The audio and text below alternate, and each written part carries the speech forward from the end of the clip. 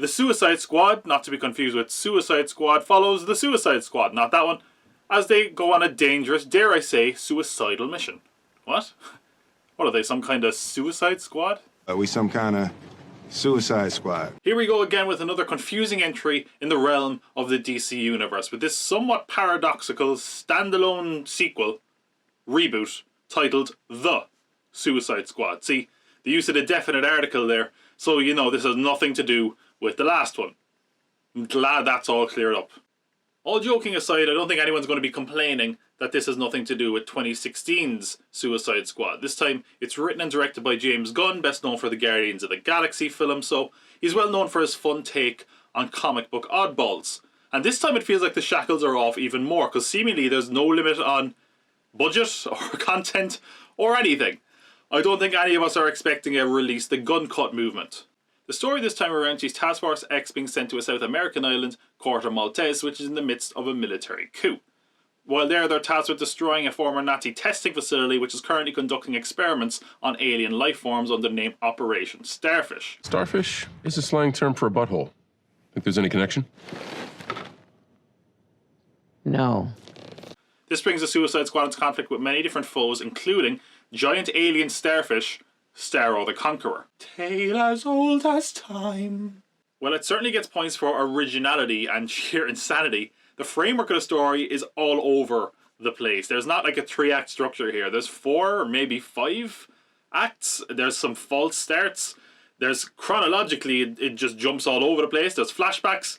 And all that could be a negative, but instead it keeps the film from being boring and predictable, and certainly it's an appropriate anarchic nature that lends itself to the Suicide Squad. Of course, story isn't necessarily what's going to drag people in here. That will be the characters. And we have some returning characters this time, including Harley Quinn, Rick Flag, Captain Boomerang, and Amanda Waller. And the rest of the characters are a real motley crew that we can treat with a varying degree of seriousness, while the film treats them with a varying degree of respect. You might be surprised which characters come away surviving the whole thing, and which ones actually end up stealing the show.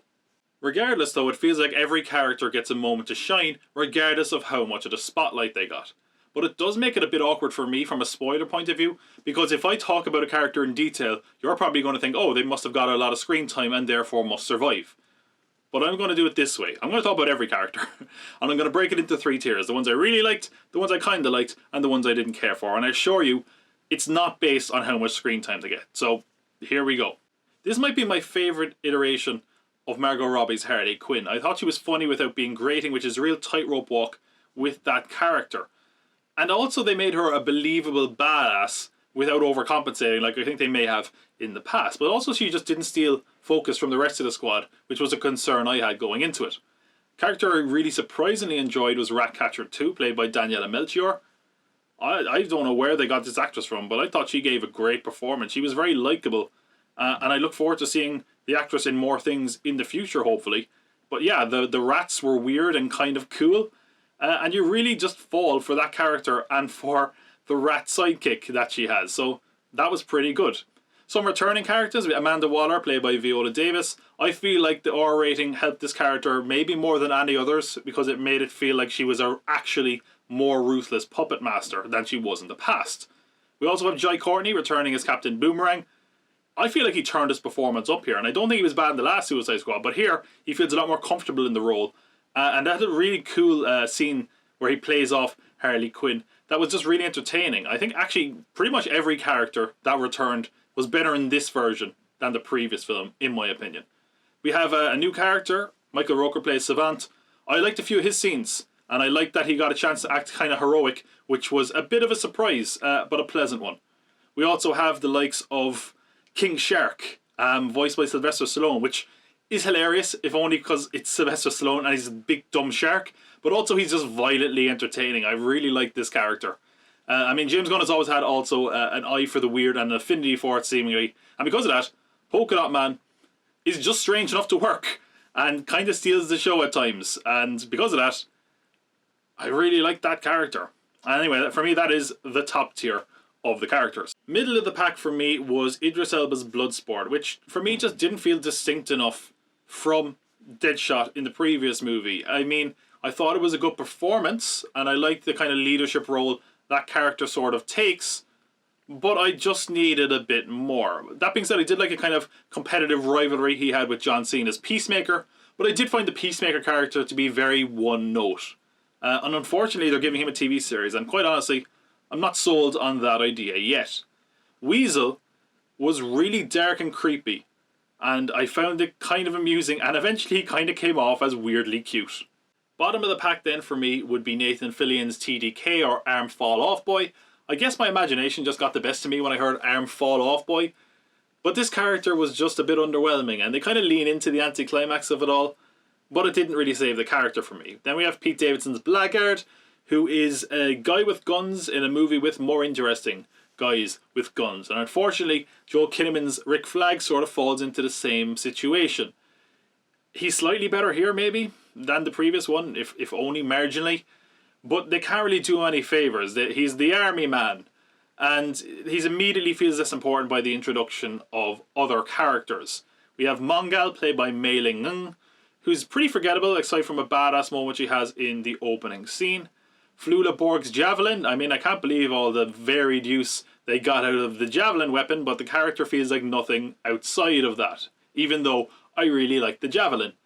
And then we have Peter Capaldi's Thinker, who is cheesy and about what you'd expect. He basically is there for plot reasons, but I didn't find him all that exciting. That's a lot of characters, none of which are canon fodder and are all of equal screen time and equal importance to the plot. Whew. As much as the characters are a big highlight, it really does just feel like someone playing with their new toys. There was no character who I really connected with, and I didn't really care for their story arcs. As much as they're well utilised and entertaining, there was nothing here on an emotional level like we might have gotten in some of the Guardians films. Don't expect something to stir you like you might have been stirred when you heard about Star-Lord's parents. He may have been your father, boy, but he wasn't your daddy. It feels like James Gunn is just here to have some fun, and he's bringing you along for the ride. The film is really fun though, as much as I have some quibbles with it, and it's never been clear from watching this that James Gunn is a graduate of the trauma films, because this movie is full of ultra-violence and splatter, and it's pretty crude, and it's got enough swearing and naughty language to make a sailor blush, and yeah, it's a pretty weird movie. I mean, obviously it's weird. It's the movie where the Suicide Squad fight a giant alien starfish.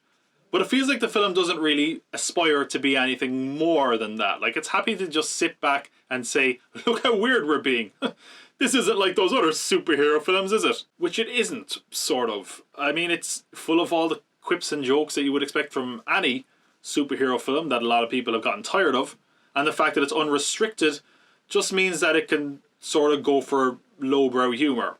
That doesn't really feel fresh or like it's reinventing the wheel any bit. And yeah, it's more violent than a lot of those superhero films, and it leads to some really cool gory moments, but by the end it just kind of feels a bit tired, like the movie is trying to be edgy or go for shock value. One way the film definitely doesn't feel encumbered though is the action and the scale. There's a good balance of like fighting and action scenes over the course of the film, but it feels like they held back just enough so the last act feels enormous and is a real highlight. And just when it feels like it's wrapping up, they kick it up another notch without it feeling superfluous, and it's here where the movie really comes into its own, with some really inventive action scenes, twists, and a weird creative energy. And it's there where the movie feels fresh and delivers on the promise of not being like other superhero films. Scorsese called superhero films a theme park not that long ago, and it feels very apt for this movie, but what a wild and crazy ride. Because this film really does feel like it has the freedom to go wherever it wants, even though at times it feels like that's the movie's only real trump card. This is clearly James Gunn's Suicide Squad, but it feels like Gunn was a bit too interested in pushing the limits of what he could get away with, instead of delivering something that was totally unfettered and could have been something truly special. While it doesn't always deliver on the promises of being a different type of superhero film, there's something undeniably entertaining about the Suicide Squad. It's just a strange adult action film mixed with a lot of violence and juvenile humour. It's uniquely weird and interesting, and because of that, it's a damn good time at the multiplexes. But it feels like there could have been something of a bit more substance here, and maybe it's my own fault for expecting that out of a sequel, reboot, of whatever, of the Suicide Squad.